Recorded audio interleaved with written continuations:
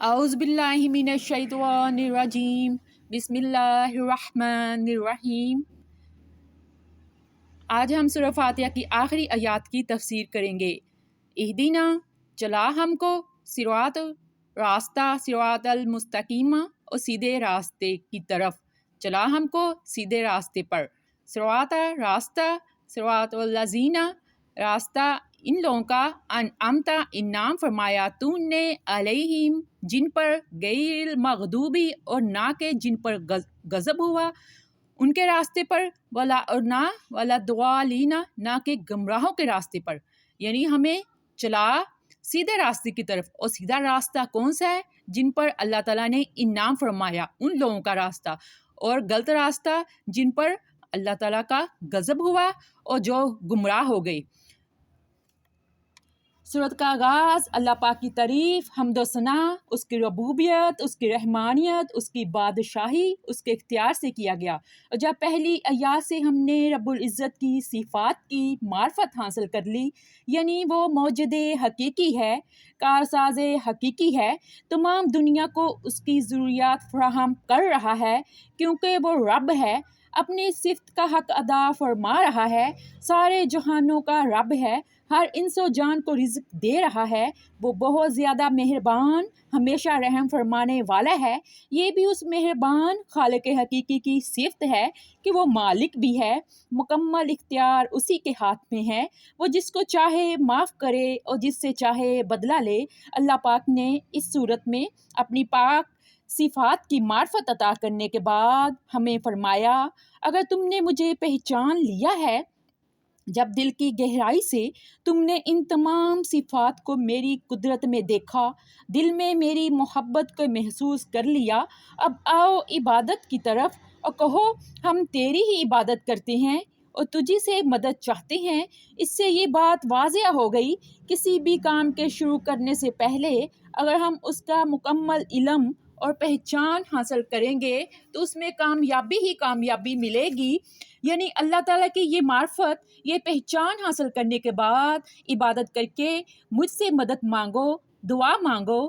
کتنا پیارا کلام ہے رب العزت کا کہ معرفت عطا کرنے کے بعد عبادت کا حکم، اس کے بعد مدد مانگنے کا حکم، اور پھر یہ بھی تعلیم دے دی کہ مدد کیسے مانگنی ہے، ابتدا کس دعا سے کی جائے، اور کون سی ایسی دعا ہے جو دنیا اور آخرت کے لیے خزانہ ہے، اس کے ساتھ جنت ہے، اس کے نہ ہونے سے دوزخ ہے۔ اللہ پاک نے سورہ فاتحہ کی 5ویں آیت میں اس دعا کا ذکر فرما دیا، چلا ہم کو سیدھے راستے کی طرف، ہدایت دے ہمیں سیدھے راستے کی طرف۔ وہ راستہ ہے ہدایت کا راستہ۔ لغت میں ہدایت کا معنی ہے لطف و عنایت سے کسی کو منزل مقصود تک پہنچا دینا۔ یہاں اس بات کو واضح کر دوں کہ لطف و عنایت کیا ہیں، وہ ہے حبیب کبریا علیہ السلام اور تمام انبیاء کرام کی تشریف آوری۔ یہی لطف و کرم ہے اللہ پاک نے اپنے بندوں پر کیا، ان کو ظلمات کے اندھیروں میں بھٹکنے کے لیے یوں ہی چھوڑ نہیں دیا، بلکہ انتہائی مہربان اللہ پاک نے عمدہ و اعلیٰ صفات عطا فرما کر انبیاء کرام کو بھیجا۔ انبیاء کرام کا صبر و تحمل، عاجزی، حسن کلام، اخلاق و کردار، عفو درگزر اور حسن جمال تمام لوگوں سے افضل و اعلیٰ تھا۔ آخر ایسا کیوں تھا؟ وہ اپنی امت کے تمام لوگوں سے زیادہ صابر تھے۔ آزمائشوں اور طوفانوں کے جرمٹ میں وہ ثابت قدم رہے، کبھی نہ ان کے قدم ڈگمگائے۔ ثابت قدمی سے تمام انبیاء کرام نے ہدایت کے پیغام کو پھیلایا۔ انبیاء کرام کا تمام اعلیٰ صفات سے آراستہ ہونا اللہ پاک کا لطف و احسان ہے تمام لوگوں کے لیے۔ اللہ پاک کا پیار و محبت انبیاء کرام میں ہی تو نظر آیا۔ انبیاء کرام نے اللہ پاک کے حکم سے تمام لوگوں کی ہدایت کے لیے مکمل کوشش کی۔ ہدایت کیا ہے؟ ہدایت کس کو کہتے ہیں؟ ہدایت توحید ہے، اللہ پاک کو وحدہ لا شریک ماننا ہدایت ہے، انبیاء کرام کی پیروی کرنا ہدایت ہے۔ اب ہدایت نام ہو گیا ہے شریعت محمدی صلی اللہ علیہ وآلہ وسلم کا، رسالت کا۔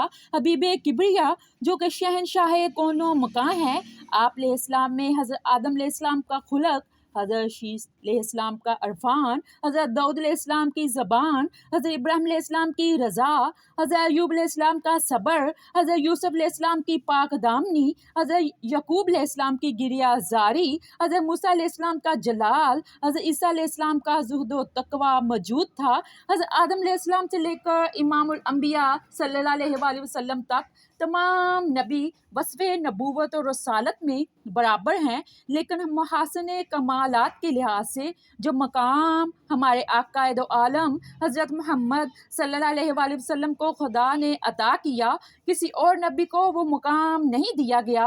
دوسرے انبیاء کرام اور سید المرسلین صلی اللہ علیہ وآلہ وسلم کی نبوت میں مرتبہ اور مقام کا فرق ہے۔ پہلا بنیادی فرق یہ ہے کہ پہلے نبیوں میں سے کوئی نبی کسی ملک کے لیے آیا اور کسی قوم کے لیے آیا، لیکن ہمارے نبی کوئی کسی علاقے کے لیے نہیں آئے، کسی بستی کے لیے نہیں آئے، لیکن ہمارے نبی کریم علیہ السلام کی جب باری آئی تو فرمایا اے کملی والے تو کسی ملک یا قوم کے لیے نہیں ہے، بلکہ جس طرح میں ساری کائنات کا رب ہوں تو ساری کائنات کے لیے نبی علیہ السلام ہے، جہاں تک میری خدائی وہاں تک تیری مصطفائی۔ اب صراط الذین، راستہ، الذین ان لوگوں کا، انعمت انعام فرمایا تم نے، علیہم جن پر، کہ راستہ ان لوگوں کا جن پر تم نے انعام و اکرام فرمایا۔ انعام و اکرام والے کون لوگ ہیں؟ انبیاء کرام، اہل بیت، صحابہ کرام، اولیاء کاملین ہیں۔ ایک مرد مومن کے لیے توحید اور رسالت پر ایمان رکھنا ضروری ہے اور لازمی ہے۔ اگر کوئی صرف توحید ہی کو اپنا ایمان سمجھ لے تو بھی ایمان نہ ہوگا، اگر کوئی رسالت ہی کو اپنا ایمان سمجھے تو بھی مومن نہ ہوگا۔ غرض یہ کہ توحید و رسالت پر ایمان کامل رکھنے والا ہی مرد مومن ہوتا ہے۔ توحید رسالت یعنی خدا اور مصطفیٰ علیہ السلام دونوں آپس میں اس طرح اکٹھے اور ملے ہوئے ہیں کہ دونوں میں سے کسی کو بھی کسی بھی وقت اگر جدا کیا جائے تو ایمان بھی جاتا رہے۔ جس طرح اللہ پاک نے اس آیت میں ہدایت کے راستے پر چلنے کے لیے انبیاء کرام کی پیروی لازمی قرار دے دی کہ انعام یافتہ لوگوں کی پیروی کرو، یہی راستہ درست راستہ ہے جو کامیابی دلاتا ہے۔ اگر کسی غیر مسلم کو مسلمان کرنا ہوتا ہے تو اس کو لا الہ الا اللہ محمد رسول اللہ اکٹھا ہی پڑھایا جاتا ہے، ایسا کبھی نہیں ہوتا اسے یہ کہا جائے کہ لا الہ الا اللہ اب پڑھ لے اور محمد رسول اللہ کل تھوڑی دیر کے بعد پڑھ لینا، کیونکہ اگر لا الہ الا اللہ پڑھ لینے کے بعد محمد رسول اللہ کہنے سے پہلے ہی وہ مر جائے گا تو کافر کا کافر ہی مرے گا۔ اللہ شان میں پہلے، محمد صلی اللہ علیہ وآلہ وسلم ایمان میں پہلے، مطلب یہ کہ جہاں توحید ہوگی وہیں رسالت بھی، جہاں خدا ہوگا وہیں مصطفیٰ علیہ السلام بھی ہوں گے۔ یعنی اگر کامل ہدایت پانی ہے تو نبی کریم علیہ السلام کی پیروی کرنی ہوگی، اس کے بغیر ایمان کامل نہ ہوگا۔ یہی طریقہ، یہی بات اللہ پاک نے اس صورت میں ہمیں بتائی ہے۔ اللہ تعالیٰ کی عظمت و کبریائی کے بیان کے بعد، اس کے مسلسل انعامات کے اعتراف کے بعد، خصوصاً سب سے بڑا انعام حضرت محمد صلی اللہ علیہ وآلہ وسلم ہے۔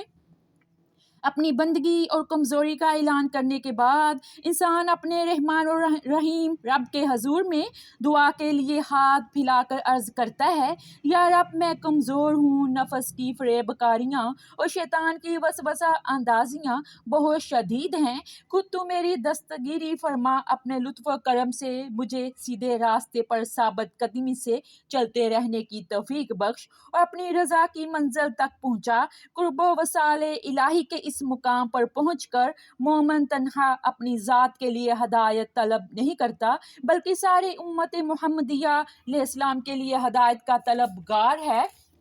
وہ کہتا ہے اہدینا، ہم سب کو ہدایت دے، کیونکہ اگر ہدایت اسلام چند افراد تک محدود رہے گی تو اس کی عالمگیر برکات اور فیوز کا اظہار کیسے ہوگا؟ شرق و غرب میں انسان جن گمراہیوں میں ٹھوکریں کھا رہا ہے ان سے چھٹکارا کیسے پا سکے گا؟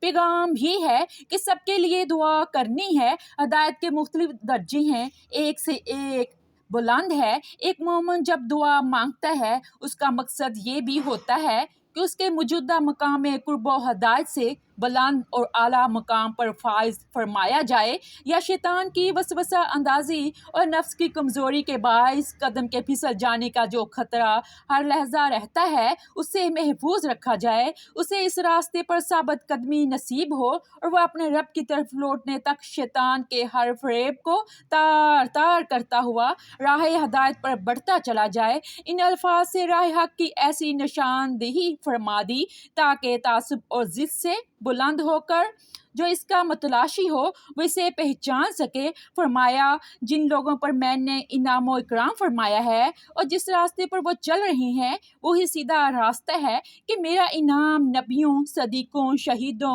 اور نیک بندوں پر ہے۔